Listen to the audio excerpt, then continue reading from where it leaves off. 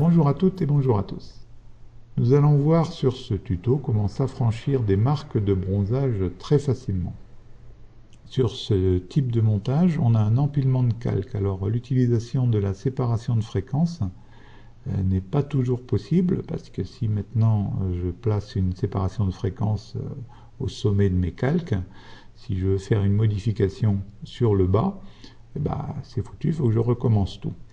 Donc on va voir sur deux exemples, un ici qui est un petit peu plus simple et un deuxième tout à l'heure plus compliqué avec l'utilisation de courbes en solarisation pour vérifier le travail.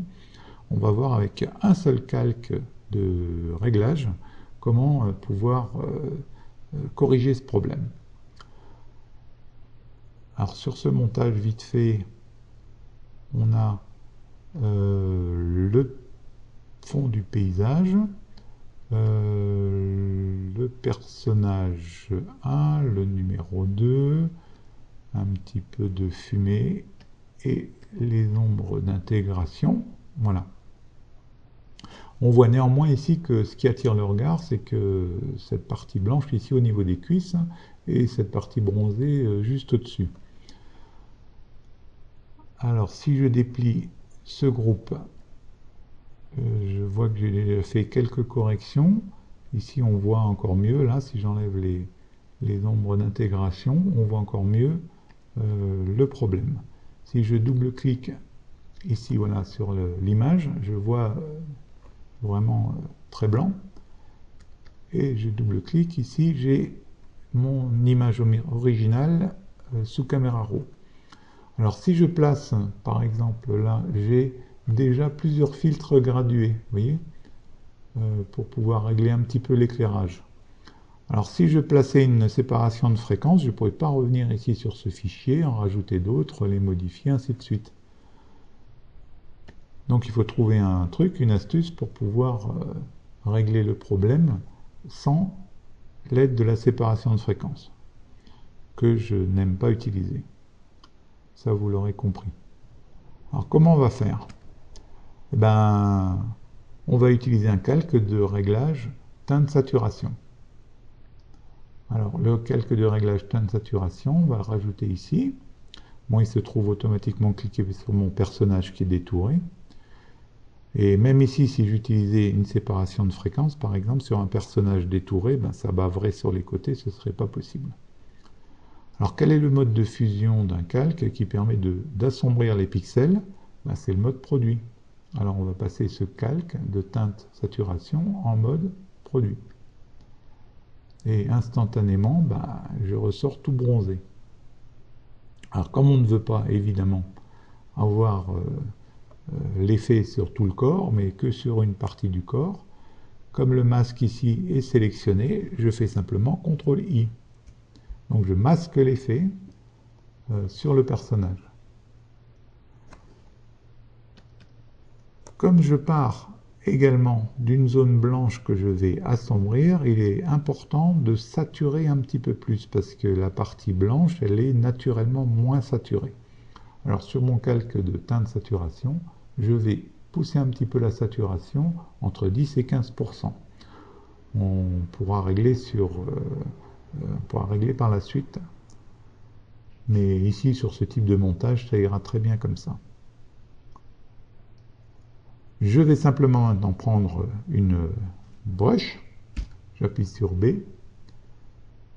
Moi, j'ai l'habitude de prendre une brosse. On pourrait prendre l'arrondi flou, il irait très bien, avec un bord arrondi flou, doux.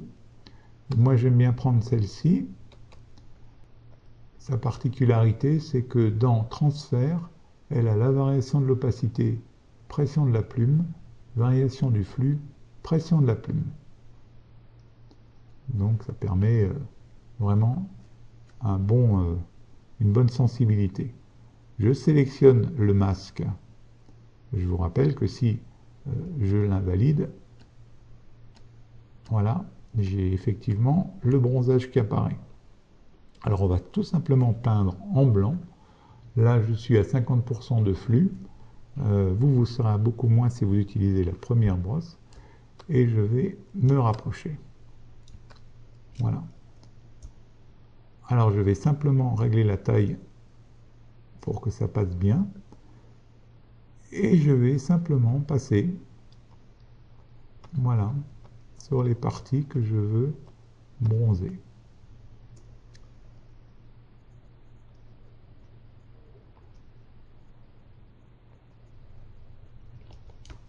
Et voilà.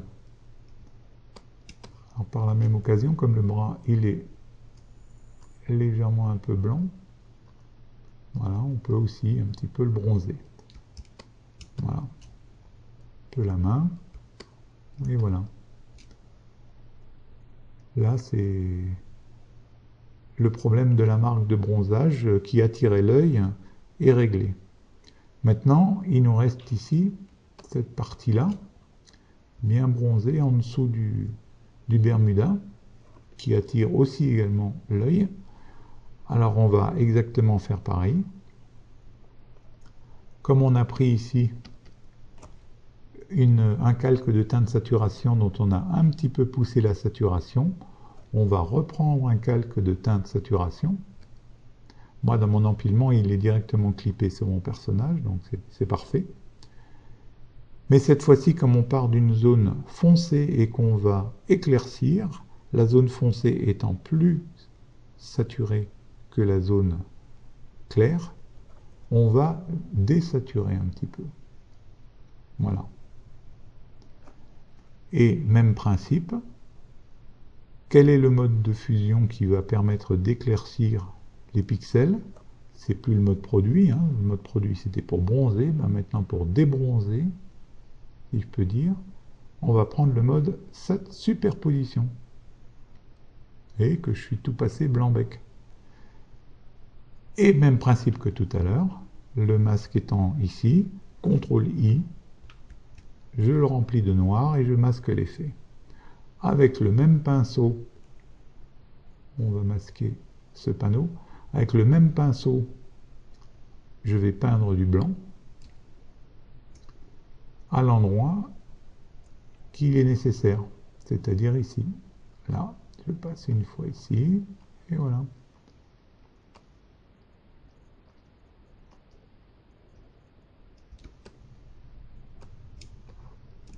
Bon, je fais ça vite fait, hein. Voilà.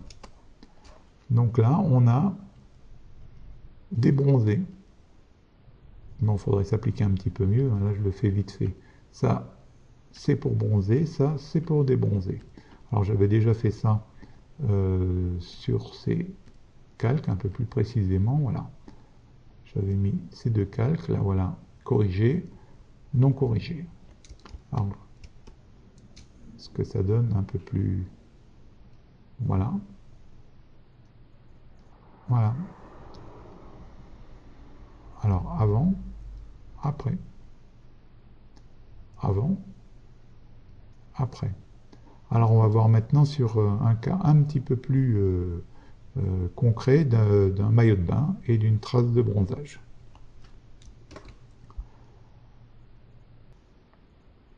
Alors, nous allons tester cette méthode sur cette photo où ici on voit une marque de bronzage.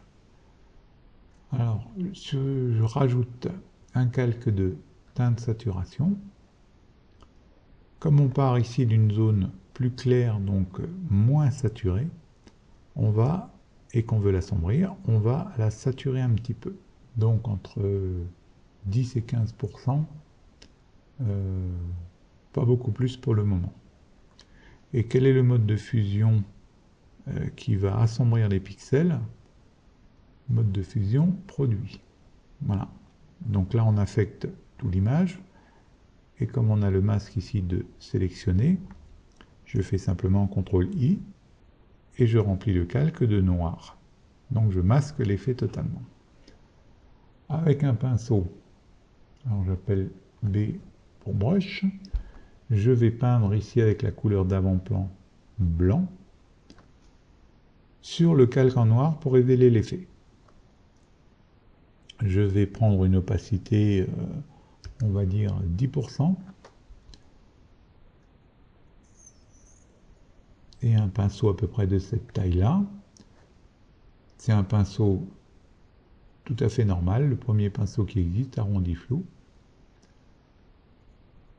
Et je vais peindre en blanc à l'endroit où je veux révéler le bronzage, où je veux bronzer. Voilà. Maintenant, pour juger de la qualité de notre touche, on va s'aider d'une courbe qu'on appelle une courbe en solarisation. Parce que là, effectivement, on voit qu'on a fait quelque chose. Bon, ça peut être bon ou pas bon. On peut peaufiner comme ça visuellement. Mais si on pouvait s'aider d'un qu'on appelle un calque d'aide, et dans ce cas-ci, un calque de courbe en mode solarisation, ce sera beaucoup mieux et on verra beaucoup mieux ce qu'il faut faire et ce qu'il ne faut pas faire. Alors je rajoute un calque et le calque en solarisation, c'est simplement, ici on va le monter, on va faire des sinusoïdes. Pas que je monte trop quand même, voilà. Et je vais chaque fois tirer un petit point.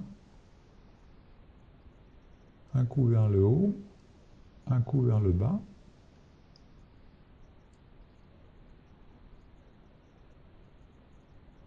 Bon, là je place des points, un petit peu au hasard, et je monte, je descends. Voilà, bon, maintenant on va régler tout ça. Alors plus les sinusoïdes sont rapprochés, plus la solarisation sera visible et on sera précis.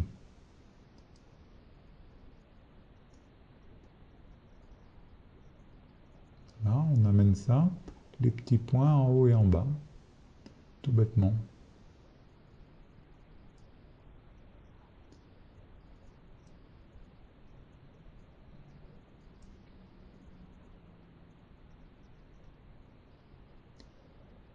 En faisant attention ici de ne pas écrêter le haut, hein, c'est-à-dire si vous avez comme ça un truc plat, c'est pas bon. Alors, pourquoi ça fonctionne ainsi? C'est que en fonction du point d'entrée et du point de sortie, la courbe elle réagit ici sur une pente hyper abrupte. Donc une faible variation en entrée correspond à une énorme variation en sortie. Alors on a évidemment des couleurs dans tous les sens, c'est pas grave. Nous, ce qu'on va simplement chercher à faire, c'est faire correspondre ici les couleurs avec les couleurs adjacentes. Bon, ça a l'air un petit peu obscur, mais si ici j'enlève mon calque de teinte saturation avec le calque de solarisation au-dessus, je m'aperçois qu'ici j'ai du rouge, avec l'arc-en-ciel qui va tout autour, et je me retrouve ici avec du bleu pâle et du bleu foncé. Donc si j'enlève mon calque de solarisation, je vois ici que c'est la couleur de peau à obtenir, et ici la couleur de peau blanche que je cherche à faire correspondre avec cette couleur de peau ici. Alors si je remets mon calque, ça correspond à dire qu'il faudrait que ici j'ai du bleu ici dans cette zone. Lorsque je mets mon calque de teinte saturation en place, en mode produit, ben je m'aperçois que je me rapproche de cet effet que je souhaite. Je souhaite faire correspondre les couleurs. Alors je me remets ici sur le masque. Et vous allez voir, si je peins ici en blanc dessus, j'assombris. Et je passe même en vert, hein, ce qui donne un résultat pas du tout correct. Alors je vais faire des retours en arrière. Voilà. Je reviens sur le calque et cette fois-ci je vais prendre une opacité 5% parce que ça va bouger assez vite. Et là je peins de façon à faire correspondre les couleurs adjacentes. Mais là je suis beaucoup trop violent. Alors vous aurez peut-être du vert hein, sur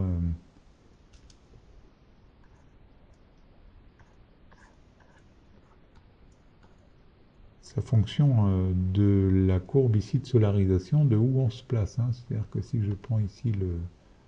Là, je suis dans cette partie-là, on voit où il y a le petit curseur qui bouge. Je suis dans cette partie-là de la courbe.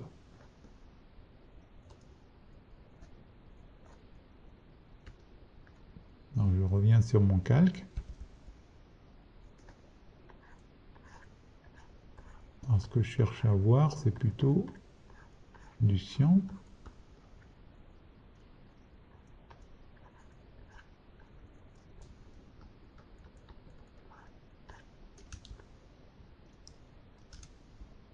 Et là, j'ai un peu trop de vert. Donc,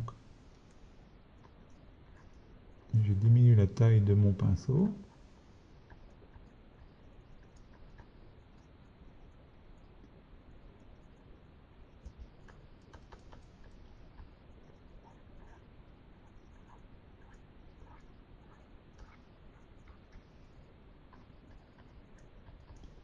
Toutes ces taches de couleur, on va les voir.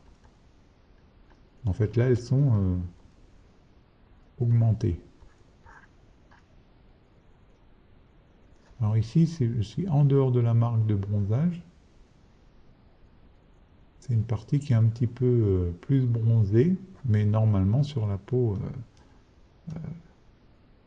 qui est déjà présente.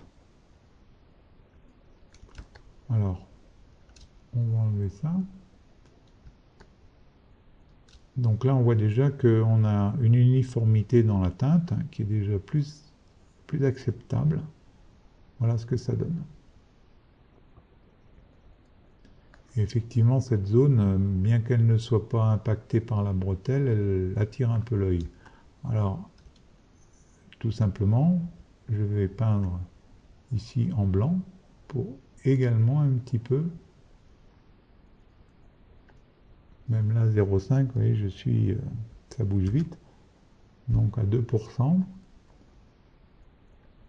Et là, l'effet, il est vraiment minime. Là, un peu plus foncé, donc là, je tapote. On fait presque au pixel. Bon, on voit les artefacts JPEG, donc là, on ne pourra pas faire beaucoup mieux. Une photo déjà avec un gros taux de compression.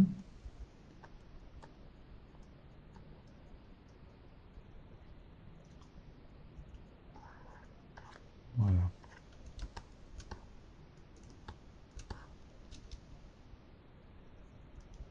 Ici vers le bas.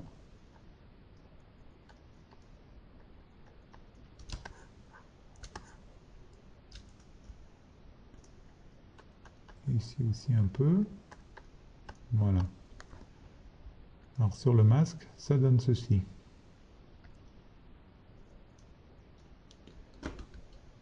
Et si j'enlève la solarisation, voilà. Alors maintenant, il nous reste encore un petit réglage à faire. C'est ici, on va jouer sur la saturation, on va augmenter un petit peu pour la faire correspondre. Et on peut également ici aller un peu à gauche, un peu à droite. Là, on va vers les jaunes, verts, et ici, vers le magenta. Donc là, meilleur résultat devrait être à peu près ici. Et je joue, voilà, sur la saturation. On va régler l'effet, l'opacité. Voilà. Si on voit bien sur la vidéo, peut-être pas évident. Alors voilà le résultat obtenu avec notre calque de teinte saturation. Mais comment être sûr maintenant d'avoir la même couleur de peau, la même teinte de peau? Là, on a réglé les problèmes de luminosité et un petit peu de couleur, mais comment être sûr d'avoir la bonne teinte? Alors, si vous avez tout suivi, notre calque de solarisation, pourquoi ne le placerions-nous pas en mode couleur? En faisant ceci, on verrait les différences que l'on aperçoit ici, les différences de teinte. Et pour les corriger, rien de plus simple, on va sur notre calque de teinte saturation et on ajuste les réglages. Vous voyez que la couleur change, donc c'est que la teinte n'est pas tout à fait identique. Voilà, en poussant un petit peu ici et là. Et là, rien ne m'empêche ici d'aller sur mon masque avec mon pinceau, d'aller atténuer les écarts.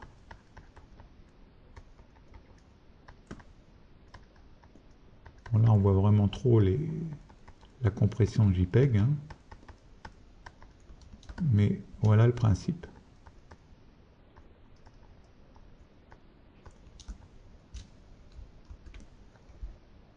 Donc en enlevant l'aide visuelle, voilà, on a clairement égalisé la couleur de peau. On est bon sur la luminosité et on est bon sur la couleur. Voilà.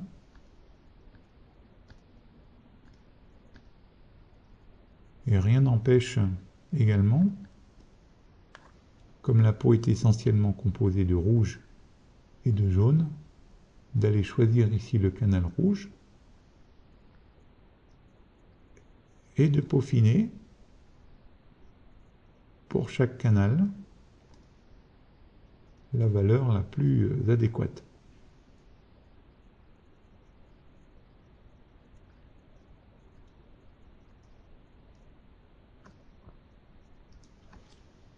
Et le résultat obtenu est celui-ci.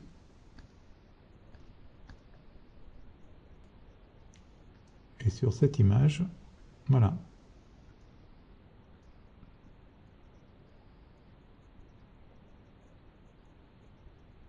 On est arrivé au bout du tuto et on a vu qu'avec un seul calque de réglage teinte saturation, on a pu régler très précisément notre problème de marque de bronzage. Merci d'avoir suivi ce tuto et à la prochaine fois.